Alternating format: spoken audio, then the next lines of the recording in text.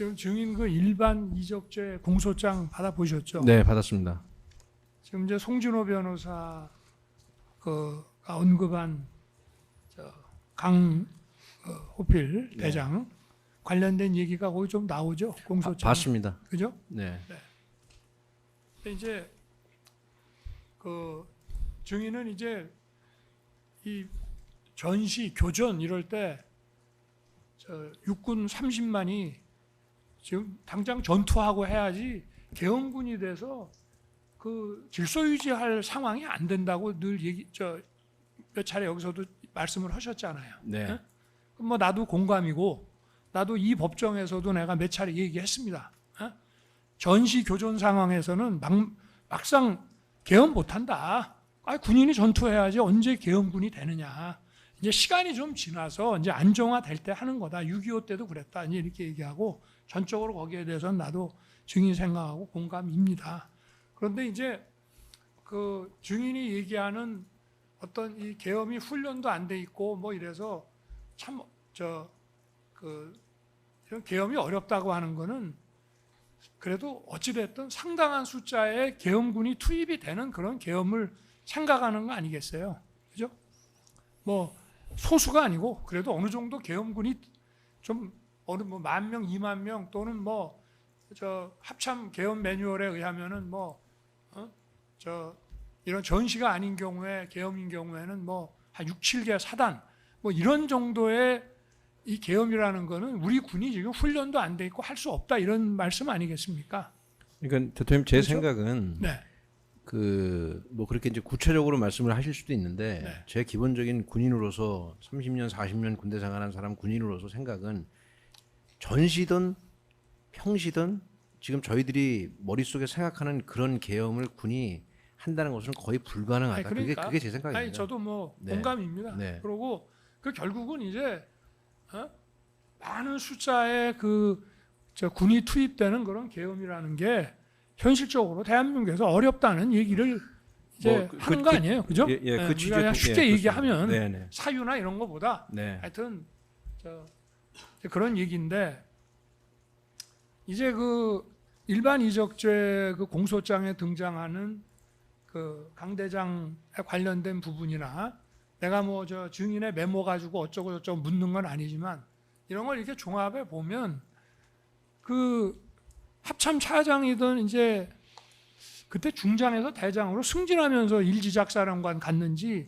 대장에서 대장으로 보직 이동했는지 지금 정확한 기억이 없는데 하여튼 합참 차장하고 일지작사령관이라는 거는 그래도 상당히 다르잖아요. 위상이. 네. 그죠? 네. 합참 차장은 그냥 본부장의 합참 의장의 참모에 불과하지만 이 제1지작사령관이라는 거는 옛날로 말하면 1군 사령관과 3군 사령관을 합친 육군 전력의 한 70%를 휘하에 관장하는 요직 아닙니까? 네. 그죠? 네.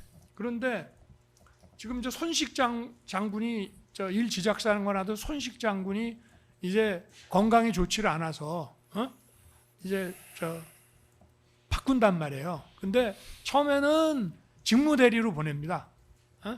손식 1지작사령관이 건강이 좋지 않다고 해서 이제 내가 대통령 주치의까지 대줘가면서 이제 직무대리로 합참 차장을 보내다가 도저히 다시 복귀하기가 어렵겠다라고 해서 이제 본발령을 내요. 그런데 지금 증인이 읽어보신 일반 이적죄의 그 공소장이나 또는 이 메모나 이런 걸 종합해 보면 어쨌든 여러 가지 뭐 정무적으로나 하여튼 그런 관점에서 장관의 어떤 생각이라든가 대통령의 이런 그 시국에 관한 어떤 관점과는 좀 다른 생각을 가지고 있었던 거는 맞잖아요. 강호필 대장 말씀하시는 거죠? 네. 뭐 지금 와서 보니까 그건 맞죠. 네. 그거는 뭐 방첩사령관이니까 어느 정도는 알았을 것 같고 그런데 이 강호필 대장을 계엄 전에 육군 병력의 70%를 관할하는 제1지작사령관으로 내가 국방장관하고 협의를 해서 보낸다고.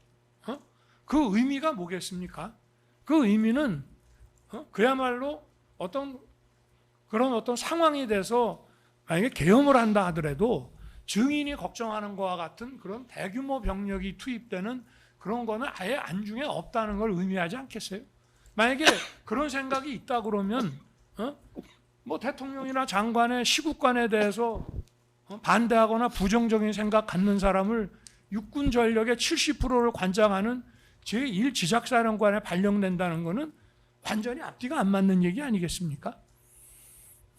그건 뭐 상식적으로 그 말씀이 맞을 것 같습니다. 그렇죠? 네, 뭐 신뢰하지 않는 사람을 지작사령관으로 보내실 일은 없을 것 같습니다. 아니 그러니까 합참 차장으로서의 어떤 군 경력을 인정을 해서 그냥 전문가로서 보낸 거고, 그리고 예를 들어서 어떤 뭐 국가 비상 사태 선포라든가 이런 게 되더라도 증인이 걱정하는 것과 같은 그런 대규모 어떤 군 투입이라는 것을 상정을 했으면 대통령이나 장관의 시국관과 다른 생각을 가지고 그게 벌써 문제가 됐었잖아요. 공소장에 등장하지 않습니까? 그죠? 네. 그런 사람을 직무대리 발령을 냈다가 나중에 본발령을 내고 이렇게 계엄전에 할 리는 만무한 거 아니겠냐 하는 거를 증인의 의견을 한번 들어보는 겁니다. 그렇죠? 그러니까 기본적으로 지작사령관을 국군 통수권자가 임명하실 때는 네. 뭐 신뢰해서 임명을 하는 것이 상식적이다라는 그 정도 말씀드릴 수 있습니다.